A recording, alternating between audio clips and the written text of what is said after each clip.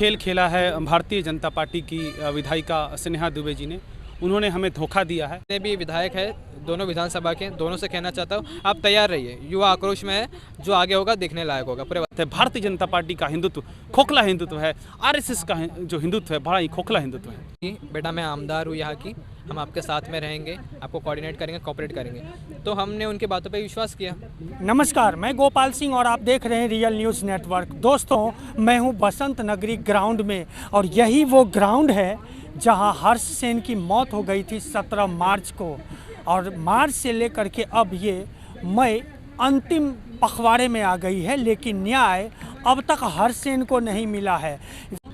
और आज जब 18 मई है तो यहाँ हर्ष सेन के लिए श्रद्धांजलि सभा का आयोजन किया गया है। आइए यहाँ जो हर्ष सेन के मित्र हैं और उनके जो साथ देने वाले हैं उनसे हम बातचीत करेंगे। तो बने रहिए मेरे साथ और देखते रहिए रियल न्यूज़ नेटवर्क। 17 मार्च को जब हर्ष सेन की मौत हो जाती है उसके बाद लगातार आप लोग संघर्ष कर रहे हैं, पर ये संघर्ष कितना सफल रहा है अब तक? देखिए, जैसे कि आपको पता है 17 मार्च को हमारा आंदोलन हुआ था, जिसमें मैंने कहा था कि अगर आपका बेटा होता तो आप आते, आप इस पे कार्रवाई करते। तब ये बात सुन के वो आंदोलन में शामिल हुए मैडम ने। उन्होंने हमें आश्वासन दिया कि जो है मैं आपका साथ दूंगी। बेटा मैं आमदार हूँ यहाँ की, हम आपके साथ में रहेंगे, आपको कोऑर्डिनेट करेंगे, कोऑपरेट करेंगे। तो हमने उनकी बातों पे विश्वास किया कि हमारी आमदार मैडम है, इतनी रिस्पेक्ट हमको दे रही है तो हमें भी देना चाहिए रिस्पेक्ट। हमारी सारी कमेटी ने उनको रिस्पेक्ट दिया, लेटर्स दिए उनको, सब उनको साथ में हर दिन 3-4 बार उनसे मिले हम। उन्होंने आश्वासन दिए हमें। जो कुणाल है, हर्ष के बड़े भाई, उनको उन्होंने गवर्नमेंट नौकरी का उन्होंने दिलासा दिया था कि हम आपको ये देंगे, आपकी जैसे एजुकेशन कंप्लीट हो जाएगी। लेकिन जब हमें पता चला ये तो सब जुमला था। इस जुमला था? ये कैसे आप कह सकते जुमला? कैसे जुमला था? देखिए, इस घटना को हुए 2 महीने होने आ रहे। करना होता तो पहले महीने में हो जाता था। बात तो साफ है ना आपके समक्ष। सीएम आपके, सब आपके, पेरेंट मंत्री जो मिनिस्टर है वो आपके, तो आप कर सकते हैं, क्यों नहीं करते आप लोग? यानी मुझे लगता है कहीं ना कहीं ये जो मेला है, इस मेले में शायद से इनके कुछ लोग, मुझे लगता है ऐसा कि इनके रिलेटेड है, इनके पक्ष के रिलेटेड होंगे, इसके लिए इस पर एक्शन नहीं हो रहा है अभी तक। क्योंकि बाकी का आपको पता है, जैसे बीच में एक रिसोर्ट का मामला था जिसमें ठाणे के माजी जिला प्रमुख के बेटे थे जिनको मृत्यु उसकी वजह से भी नहीं हुई थी, लेकिन पूरा रिसोर्ट तोड़ा गया था एक दिन में।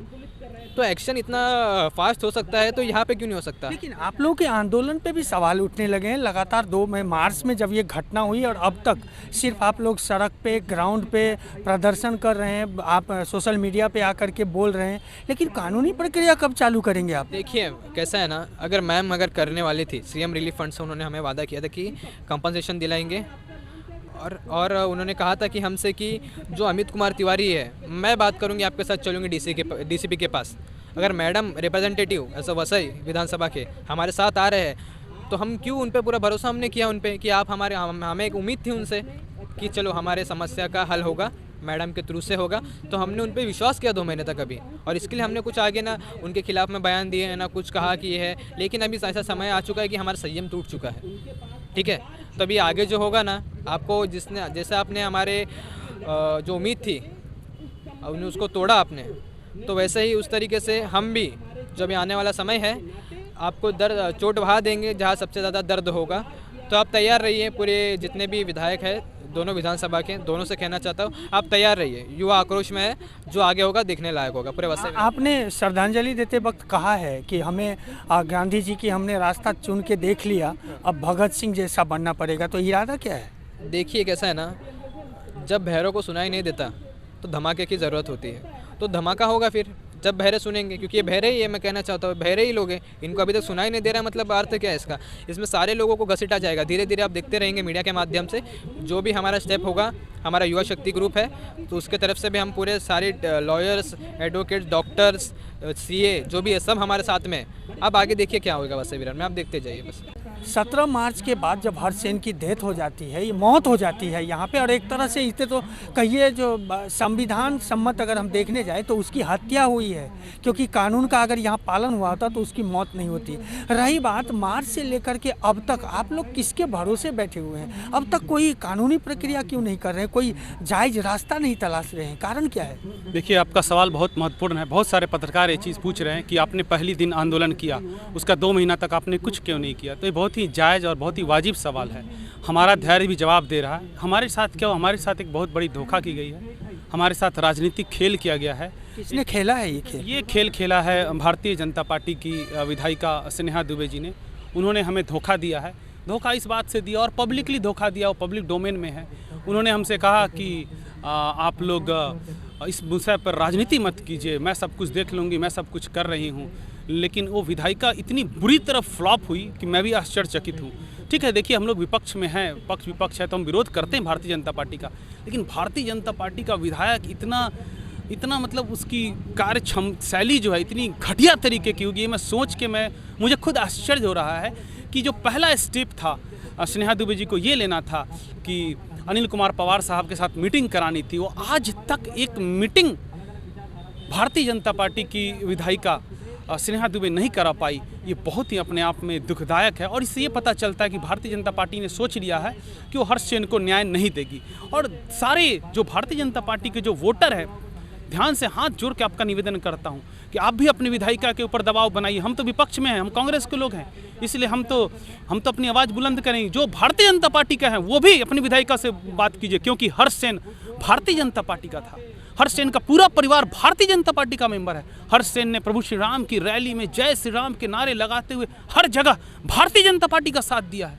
हमारे अशरफ भाई ने नागपुर में मोहन भागवत साहब को पर्सनली ये अवगत कराया है कि किस तरह भारतीय जनता पार्टी के दोनों विधायक स्नेहा दुबे जी और राजन नायक जी, भारतीय जनता पार्टी का एक युवा कार्यकर्ता, 19 साल का कार्यकर्ता जो अपनी जान दे देता है, उसको न्याय दिलाने में किस तरह से मतलब कि असक्षम रही है, इसके बारे में नागपुर में हेड ऑफिस में रजिस्ट्री लेटर के साथ अशरफ भाई ने किया है। और इसलिए किया है ताकि मोहन भागवत साहब को भी हम लोग अकाउंटेबल बनाएं कि आप तो हिंदू मुस्लिम की बहुत राजनीति करते हो साहब, मगर एक हिंदू का 19 साल का बच्चा जब आपके एडमिनिस्ट्रेशन के गलती के कारण जब उसके जान से हाथ धो देना पड़ता है तो आप उसको एक सम्मानजनक कंपनसेशन भी नहीं दे पाते हो, ये बड़े ही शर्म की बात है। भारतीय जनता पार्टी का हिंदुत्व खोखला हिंदुत्व है, RSS का जो हिंदुत्व है बड़ा ही खोखला हिंदुत्व है। क्या करेंगे अब, आगे क्या कदम होगा? लीगल वे पे जाएंगे आप लोग, अदालत का दरवाज़ा खटखटाएंगे? क्योंकि ये धरना प्रदर्शन यहाँ तो मूक बधिर हो चुका है यहाँ का प्रशासन। और आप लोग जिस तरह से दोनों विधायक पे भी आरोप लगा देते हैं वो ठीक है, वो आपके पक्ष विपक्ष की बात है, लेकिन करेंगे क्या आप? देखिए, तो इसमें हम लोग 2 काम करने वाले हैं। इसमें हम जो भी करने वाले हैं मीडिया को बार बार बताएंगे और प्रेस नोट के जरिए भी बताएंगे। कुछ मीडिया के बंधु हैं हमारा साथ दे रहे हैं, कुछ मीडिया के ऐसे भी बंधु हैं जो हमारा बायकॉट करना चाह रहे हैं कि मतलब कि ये लोग कुछ नहीं कर रहे हैं, बायकॉट। मुझे नहीं मालूम उस मीडिया के बंधुओं पे क्या दबाव है, लेकिन यदि मीडिया हमारा बायकॉट करेगा तो परोक्ष रूप से, डायरेक्टली नहीं, इनडायरेक्टली वो मीडिया भारतीय जनता पार्टी के इस कुकर्म में उनका साथ दे रहा। मैं रवि भूषण स्पष्ट रूप से करना चाहूँगा। मुझे कुछ मीडिया के कुछ लोगों ने बोला कि नहीं, आप लोगों ने 2 महीने से आप लोग कुछ नहीं कर रहे, लेकिन आप मीडिया वाले हैं, आपको मालूम होना चाहिए हम 2 महीने से क्यों नहीं कर रहे हैं। हमने जो वादा दिया था और हमसे जो वादा लिया गया था कि भाई आप इसका राजनीतिकरण नहीं करेंगे, आज 18 तारीख है, आज तक हमने इसका राजनीतिकरण नहीं किया, लेकिन अब करेंगे। हम कोर्ट में जाएंगे, मानवाधिकार आयोग के पास जाएंगे। मोहन भागवत को ऑलरेडी लेटर लिख चुके हैं। पहला लेटर मोहन भागवत जी साहब को देंगे, दूसरा लेटर देंगे, तीसरा लेटर देंगे और बार बार याद दिलाएंगे, हस्ताक्षर अभियान करेंगे। ये अनिल कुमार पवार जो कि भागे हुए हैं, पता नहीं चल रहा कहाँ गए हुए हैं, उनसे हमने एक बार मीटिंग मांगा, हमें मीटिंग दे दिया, फिर भाग खड़े हुए कि उसके बाद अचानक मीटिंग देने के बाद नहीं मिलेंगे। मतलब अनिल कुमार पवार के लिए प्रायोरिटी नहीं है हर्ष सेन नाम के बच्चे को न्याय देने की। उनको फिर से पकड़ेंगे, वो कहाँ भागे फिर रहे हैं। और पहला है उद्देश्य की ये अपने अनिल कुमार पवार जी के साथ मीटिंग करना है, दूसरा है CP मधुकर पांडे जी के साथ मीटिंग करना है, पूर्णिमा चौगले जी के साथ मीटिंग करना है, और एक जो हम लोग कैंडल यात्रा निकालना चाह रहे थे, जो क्षमा याचना यात्रा निकालना चाह रहे थे, वो भी निकालेंगे, जिसमें भारतीय जनता पार्टी की विधायिका को यहाँ की जनता साफ बोलेगी कि मैडम हमसे बहुत बड़ी गलती हुई, हमने आपको चुना और आप हमको न्याय दिलाने में असफल रही है। Thank you. तो देखा आपने किस तरह से यहाँ जो कार्यकर्ता थे यहाँ कांग्रेस के, उन्होंने आरोप लगाया, और साथ में आपके जो हर्ष सेन के दोस्त हैं उन्होंने किस तरह से आरोप लगाया। और वाकई कहीं ना कहीं विधायक मैडम जो स्नेहा दुबे पंडित है उन पे भी अब सवाल खड़े होने लगे हैं। उसका कारण है कि क्योंकि जब यहाँ आंदोलन हो रही थी तो वो आकर के वादा किए थे कि हम न्याय दिलाएंगे, तो 17 मार्च और आज 18 मई होने के लिए आया, न्याय कब मिलेगा, सवाल तो पूछे जाएंगे ही। दोस्तों, आपका क्या राय है कि क्या बीजेपी के कार्यकर्ता जो लगातार पिछले 2 दिनों से यहाँ तिरंगा यात्रा पूरे शहर में हो रही है, लेकिन एक बीजेपी के सक्षम कार्यकर्ता को न्याय नहीं मिल पा रहा है। कमेंट्स बॉक्स में ज़रूर लिखें और हमारे चैनल को लाइक, सब्सक्राइब और शेयर करना ना भूलें।